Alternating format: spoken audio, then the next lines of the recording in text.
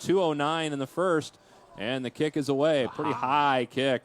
And let's see how this thing bounces. Oh, got a Wisconsin whitewater bounce to the 6, and they'll down it there. Boy, he really got into that one, didn't he? Yeah, great job. Two good punters out here tonight, both ways, huh? That's a big play there, and now you got to work all the way back in your own end zone if you're going shotgun almost on any play. Well, going into the win will be Morningside. And, again, it's not much of a win here tonight. It was interesting when the flags came out with the color guard to start the game. It seemed like there was more wind at center field than there was from the flagpole on the east end of the stadium. That flagpole right now is moderately blowing. It's not anything crazy. Yeah. And it is going to be 1st down and 10 here with a long field to go. 93 yards from pay dirt for Morningside College, trailing 16-14. Kasdorf will keep the football. Hard-fought run up to the 13-14-yard line. Kasdorf's taking some bangs in there tonight. Yeah, I was just going to say, that time it was Sean Shilcox coming up from his safety spot, and he just gave a little hurt to Kasdorf that time. But he's not afraid to call his own number, and he hasn't been this year at all. He's a decent amount of rushes this year for Kasdorf. Got to admire a quarterback that's willing to go into the trenches. And now Morningside content to run some clock here. Probably going to try it. Now there's confusion. And minute 25 and counting. Play clock is at 8 seconds here for Morningside. Trailing by 2 to close down half number 1. Snap, inside handoff. And that play was never really organized for Morningside. Yeah, from the start there, I don't know if everyone was on the same page for that one. It looked like a little confusion. Dvorak ended up being the ball carrier.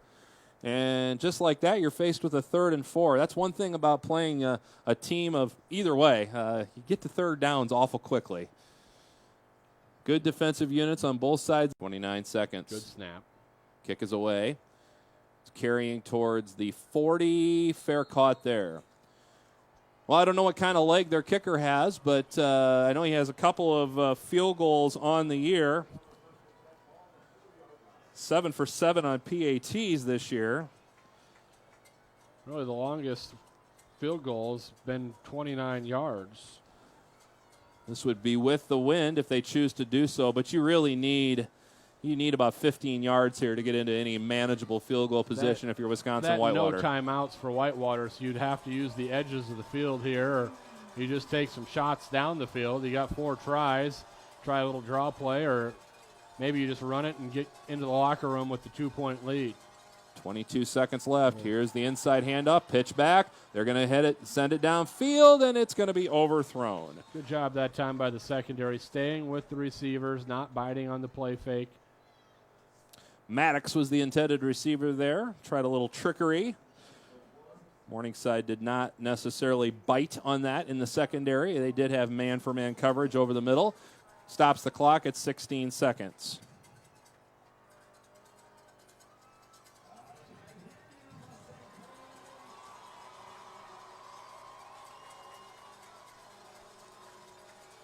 Back up to the line of scrimmage is Wisconsin Whitewater with a 2-point lead here tonight in Sioux City, 16-14. Both these teams number 1 in the country. Holding the pocket, and it will be incomplete. Well, Chris Nelson stayed in there as long as he could. They've gotten some good licks on him. Well, they brought 2 linebackers off the right side that time. You thought maybe they'd drop all their backers back in coverage. You know they're probably going to try and take a shot downfield, but instead they decided to bring some heat and make Nelson a little bit uncomfortable. 3rd down and 10 from the 40-yard line for Wisconsin Whitewater. He's a senior, just shy of 200 pounds. Very athletic wide receiver. 9-minute mark here of quarter number 3. As Wisconsin Whitewater is just methodically working away at their first possession of quarter number 3. Morningside had to do a squib kick, a short punt to end their first possession of the second half. Dump pass, room to go out there. Gamina, the big tight end who had the score back to start quarter number 2. And he's just a big guy in the open field when he gets some green in front of him. Nearly tipped there at the line of scrimmage, but then the block that really keyed the whole thing was offensive lineman Johnny Wiederholt out there, right there. Yep. Opened up. 6'3", 238 at tight end. I'd call that a pretty good tight end. And you notice they line him up at fullback sometimes, like not split out there. He's a load coming at you. Here we go with a second and short for Wisconsin Whitewater, and that'll be a first down. Takes the inside handoff. He'll roll out, looks to pass.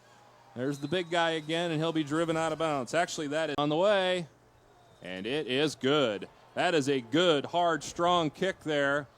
And it is up, and it is through, and Wisconsin Whitewater adds to their lead. It's 19-14, 5:08 to go here in the third quarter. That's going to bring up a third and long into a very intense wet wind here out of the east at Olson Stadium. Yeah, that was Tamset that time, junior from Waterford, Wisconsin, 6'1", 275 pounds. And, again, he just almost came untouched there on a little stunt up the middle.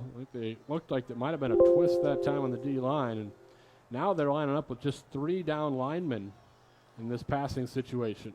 There goes Breyer in motion once again, rolling right. Dump pass, incomplete, intended for Cavan. Last time Breyer Evans, I meant to say Evans, went in motion. That was the play where they got a touchdown. That opened it up, but that time nothing going on the pass, and it will be a Morningside going into punt formation. Yeah, and all after our evening so far, the fronts have been at a pretty even battle. That offensive line has held their own for Morningside, but that drive there, you really saw really have their way with that front 5 for the Mustangs. Spencer Wyant will get this kick off. It's going to go right almost to midfield. Fair caught there just inside midfield at the 48-yard line. And that's where Wisconsin Whitewater will take over, first down and 10. Along with Lucas Mormon, is that Maddox on the reception, number 7? Lofts it up there. Number 9. It's Joe Worth. Hard to tell on the far sideline here. I mean, that's a long ways away from where we are up here, but Joe Worth, and they covered a lot of ground on that pass. Worth, one of the top receivers coming into the night. 5-yard line for Wisconsin Whitewater. Inside handoff. Powering through down to the 2-yard line. See Ratliff back in there as the ball squirts free, but again, whistles blew. Patterson was in there, but now Ratliff is back. Look at that. Look at that. Just make space. Time. Oh, another helmet. Another helmet that time. This time it's Sirkovich, I believe, that had to come out. 99, the defensive end for Morningside. Trot off, get that thing fixed. All right, 2nd and 3 from the 3. 2:10 to go in the third. Full house backfield. There's the handoff. Ratliff powering, touchdown. Touchdown, Wisconsin Whitewater, as they add on to their lead. That'll put it up to a score of 25-14 with 2 minutes to go in quarter number 3. The PAT is upcoming. That's a big score for Wisconsin Whitewater.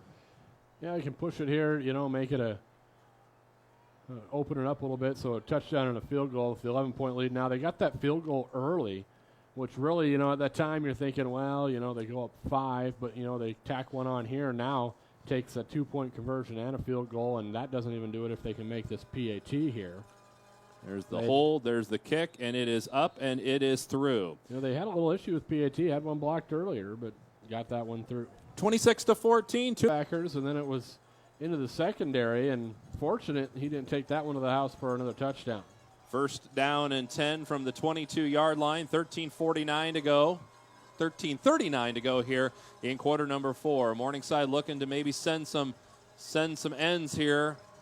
Checking off the play again is Chris Nelson for Wisconsin Whitewater. Handoff. Penalty flag come flying in there? Yes. There's a penalty flag on the play, a short gain on the play.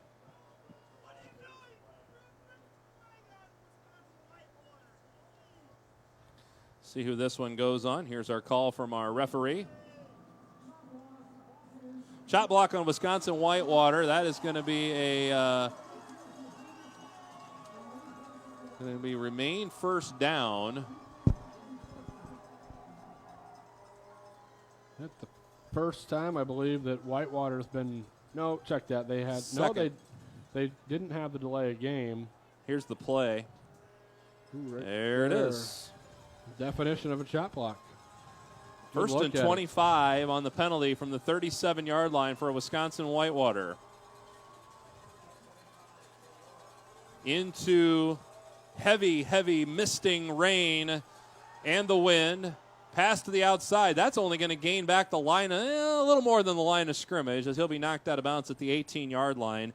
Again, covered a lot of yardage on that pass. Well, the to defensive the far back side. kind of slipped and fell down. He was all alone, able to get up and force him out of bounds. But Joe Worth on the reception. He's seen a majority of the passes tonight for the Warhawks. he came into the contest as their leading receiver. 2nd and 4 with 12:50 to go in the football game. 2nd and 4 from the 16-yard line.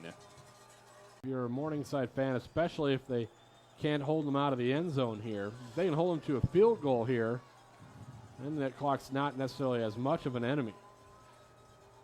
Handoff on the outside. Ratliff looks to cut back, and he'll gain maybe a yard on the play to the 10 for Wisconsin Whitewater. That time, a good job up front by that D-line. Really strung this play out, forced it to the sideline. A couple times tonight, the Morningside defense has bended but not broke and held Wisconsin Whitewater to field goals. And this would be a case, too, where a field goal would be preferable as you're heading down to the 11-minute mark in the game. It's a 26-21 lead for Wisconsin Whitewater. Yeah, and a field goal, with a 2-point conversion, then if you get that touchdown, able to tie the game up. Single set backfield, shotgun formation. There's the inside handoff, kept the legs moving, and it will be 3rd down and about 7 to go here for Wisconsin Whitewater. Again, just nothing fancy there, just an inside run. Well, all night, especially that second half, we knew they'd just try to come out and lean on you that entire half. Morningside still has all their timeouts left. Wisconsin Whitewater has used 2 timeouts here in the second half. That could be a factor as well down the stretch run here. 10:24 on the game clock. Play clock down to 14. Wisconsin Whitewater, 3rd and 8 from the 9-yard line. They can get a first down. Say, watch a pass. Rolling left, pass to the end zone, and it is dropped in the back of the end zone. He had it. He was pretty wide open. The D-backs were closing, but there was a pretty good space there. Looks like it was. It was Gunema. Yeah. Take a look here. Pretty well thrown ball, too. He put it where only his receiver was going to be able to make the catch. He hangs on. I think they give him that catch. He does get the 1 foot down, but good close there on the defense that time. Derek Dyson, who's a very strong defensive in terms of the field conditions, in terms of the weather environment, I should say. Again, the field conditions not as bad. Here's the pass over the middle, and that's going to be complete for first down yardage, as it looks like they'll give him 1 yard past the first down marker on a nice pass over the middle. Was that Niles? Yes, Connor Niles again. Good job to hang on to that football, because right in his hip pocket that time was Vince Mason, the junior from Green Bay, Wisconsin, for Whitewater. Here is the shotgun formation once again for Morningside College.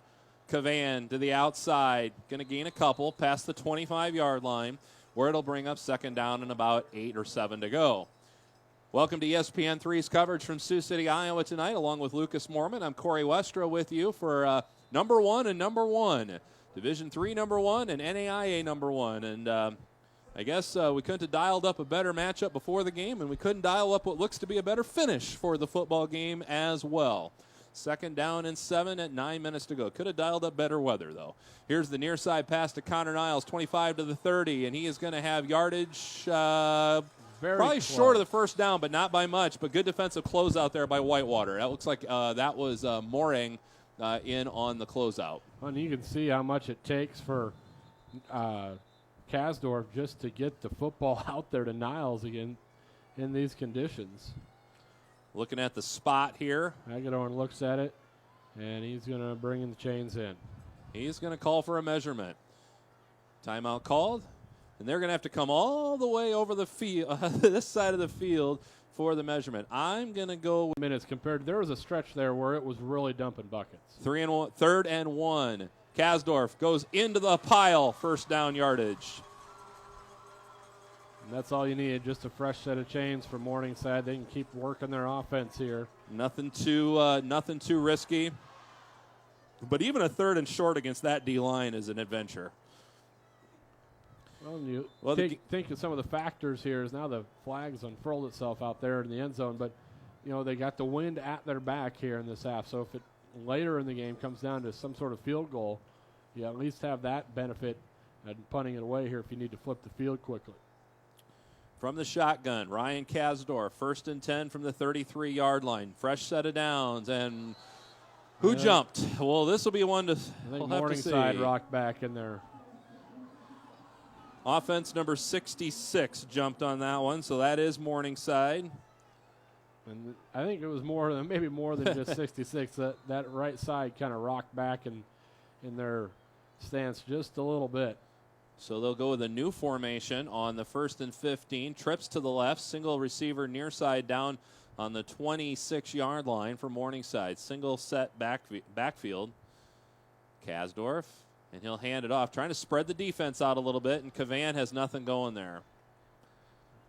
Whitewater says, well, we got the ball, but I would think the play was long over. He come up with the ball, but either way, he made a great play there. Tim Reagan. Yeah, he pulled it out very late in the play. Good pursuit by Wisconsin Whitewater to shut the play down. Brings up 2nd down and 17. This becomes a pretty big down. Oh, that penalty really hurts now where you back it up on 1st down and you lose on 2nd down. You're just in a tough spot here. You only have so many plays in your playbook for these situations. Kasdorf for Morningside stands on his 20. Looking downfield. Passer on offense. Down for the first time in tonight's football game. Have held leads as big as 10 twice. Pass to the right side and complete. A gain of 8 on the play on the far sideline. They don't run a lot of pass plays, but when they do, Joe Worth usually seems to be the one making the catch. And it seems like it's the same play every time. Joe Worth, Mr. Reliable out there, his 6th reception of the game. He's got about 65 yards or so receiving for Wisconsin Whitewater. 2nd and 3 from the 23, 6:22 to go in the game. Again from the shotgun, Chris Nelson for Wisconsin Whitewater. And that pass was knocked. Is that a live ball? Is that a live ball? And it was recovered by Morningside if it is. Randy Hagedorn has thrown the beanbag down on the 16-yard line, and that means that is a live ball. That must have been a fumble. Let's see the replay.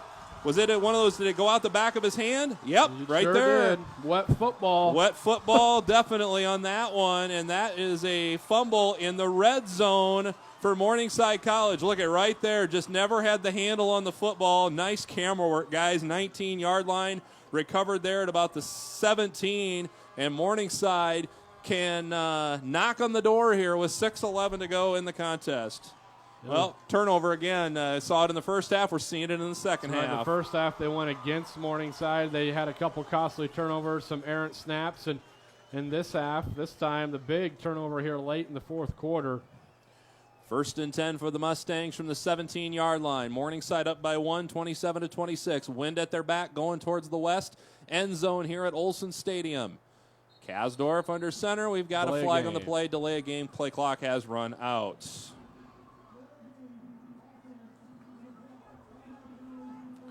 Pretty quick. Had a couple times from where they were. They were at the 17-yard line to start this possession after the fumble. And for Wisconsin Whitewater, that was their 2nd turnover of the game. I do believe. Passing play over the middle. Ooh, Connor Niles just got knocked up the chin. Let's see a replay on that one. I don't think over the middle, you're going to get hit sometimes. Yeah, I think people are wondering if that was a helmet-to-helmet. I do not think it was. It looks like he maybe caught it up in the chops. He's going to make a play. He was going to make the play. He was coming underneath his arms. I don't think his intent was to go for his face. I don't know if we've got the other angle on that one.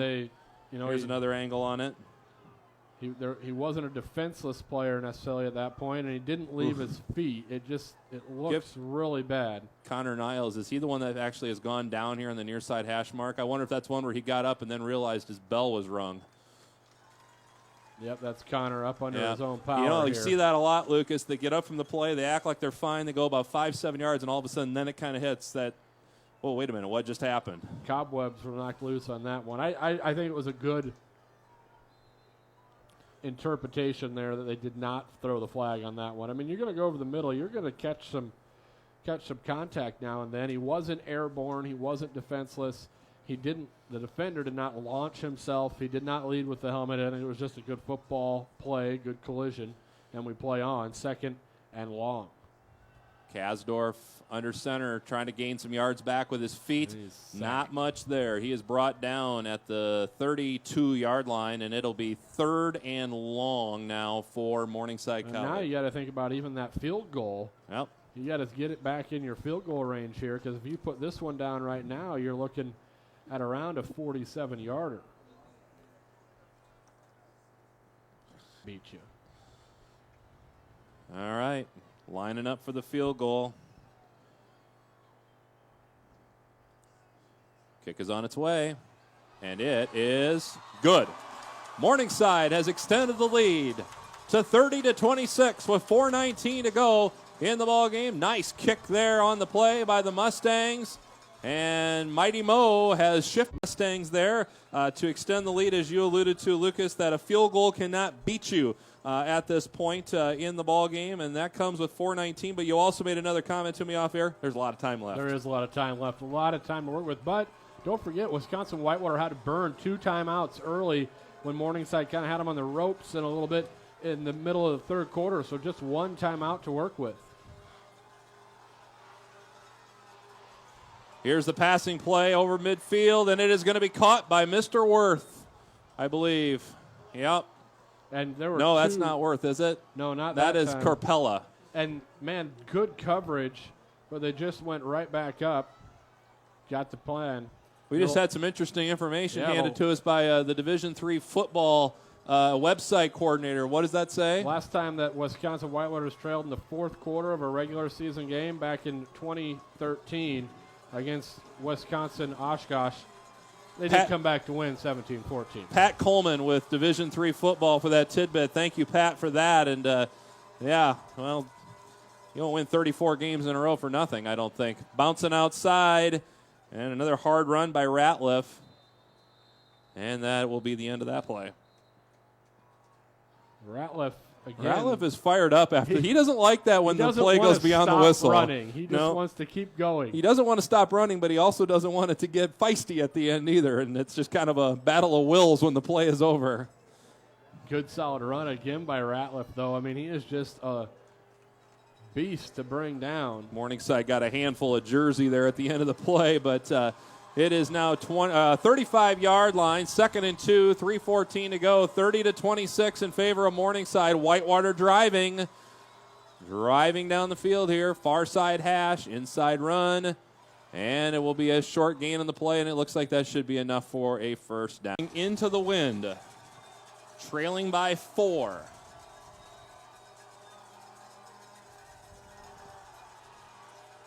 Rolling left. Pass complete at the 22-yard line. That is to Maddox. Very close, yes, first down. Actually, Marcus Hudson. They have 2 number 7s. That'd be Marcus Hudson, the junior, at 208 pounds. And that's a fresh set of downs for Whitewater. 2:27 on the clock here. They run that same pass play to both sidelines. And they've had luck with it. Like I said, they don't get flashy in the passing department. They have 3-4 routes that they like. They use it, and they're good at it. They complete it, possession-type routes. 2:09 and rolling here in the ball game from the shotgun. Pass over the middle is complete to the big tight end once again. Brent Campbell that time.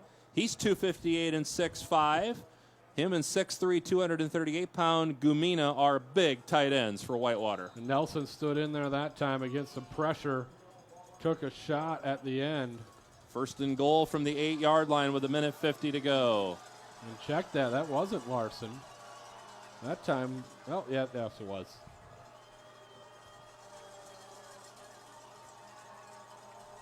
Single set backfield here for Wisconsin Whitewater. 1:35 and counting here. Going to the play clock running down. I think they might have had another delay of game. False start. 5-yard penalty on that one. Still first and goal, but that'll make it a 1st and 13 for Whitewater. Ball on the 13-yard line. 90 seconds left. Now you got that field goal real important now, because now they got to play for a touchdown. So this is 4-down territory all the way to go. No, as they kicked off and Whitewater took the ball there, we said, there might be too much time left here. You got the lead, but now you got to have your defense bow up, get a stop. They aren't able to hold them out. So now they almost have to, they're going to kick the field goal here, or the PAT, so only a field goal will tie it instead of beat you. 32-30, going for the PAT is Wisconsin Whitewater. Ben Franzen is on at the 10-yard line. Kick is up, and the kick will be good. We'll be back with the kick after this as Whitewater takes